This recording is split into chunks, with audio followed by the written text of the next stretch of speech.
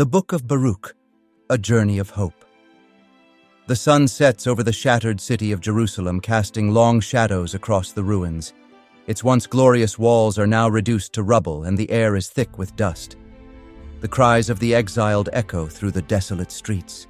The city that was once the heart of our faith is now a ghost of its former self, abandoned and broken. Amidst the ruins there is one who remains, a lone figure under the dimming sky. I am Baruch, the ink-stained hands of a scribe, but the heart of a servant. I watched it all, the fall of our kingdom, the scattering of our people. The weight of the prophecy given to Jeremiah has burdened my soul, yet I write, for there is still a message to deliver. Even in our darkest hour, the Lord has not forsaken us. His words burn within me, and it is my duty to preserve them. The quiet of the room is broken only by the scratching of my quill. Outside, the winds howl, sweeping through the desert in an endless dance. My eyes lift from the parchment to the barren landscape, and I recall the words the Lord spoke to Jeremiah. And thou shalt say to them, Thus saith the Lord God of Israel, Behold, I will gather them from all the countries whither I have driven them in mine anger, and in my fury, and in great wrath, and I will bring them again unto this place, and I will cause them to dwell safely. I feel the weight of these words as I write them once again. Even as the Israelites wander through the desolate land, I know God's promise is unbroken. He will bring us home. I hear a voice in the back of my mind, one that questions, one that doubts. Can it really be true? Can we return to the land that was lost? But the voice of the Lord is louder, more insistent.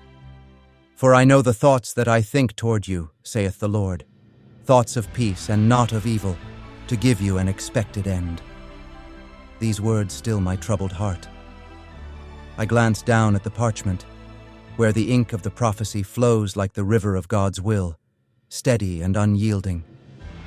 The quill feels lighter in my hand, as if His presence has filled the room. The world outside is silent once again, save for the wind that sweeps across the desert. The Israelites, scattered and weary, wander through the barren landscape, searching for hope in a land that offers none. But within the quiet of this room, I transcribe the words the Lord has given me. Each stroke of my quill feels like a whisper from the divine, as if He is guiding my hand. Though we are exiled from our home, though the land of our fathers lies in ruins, I will not abandon you. I will guide you through the storm, for I am your God, and you are my people. These are the words I write, words that will carry us through this darkness, words that will echo through the generations. They are not mine, but His. As I write, I am filled with a vision, a glimpse of the future. The ruin of Jerusalem fades from my mind's eye, replaced with a vision of a new city, a city of hope and restoration. I see the people returning, their faces full of joy, their hearts overflowing with praise. A voice interrupts my thoughts. Baruch, do you truly believe we will ever return? I turn to see Jeremiah standing in the doorway, his eyes filled with the sorrow of our people. He too has witnessed the destruction of our city, the scattering of our brethren. I meet his gaze and reply, my voice steady. Lord has spoken, and I believe His words. His promises are eternal. Even in our exile, He is with us. Jeremiah steps closer, his face creased with worry. But the people are lost, Baruch. How can we believe in a promise when all we see is despair? I place my hand on his shoulder, a gesture of comfort. We must hold fast to His word, Jeremiah. Even in the darkness, His light will guide us. His love does not waver. His promise stands unshaken. The room is filled with a stillness, a quiet peace that settles over both of us. The weight of the night feels less heavy now, as if the very air carries the presence of God. I return to my writing, each word a testament to faith, to endurance, to the unwavering belief that God will deliver us.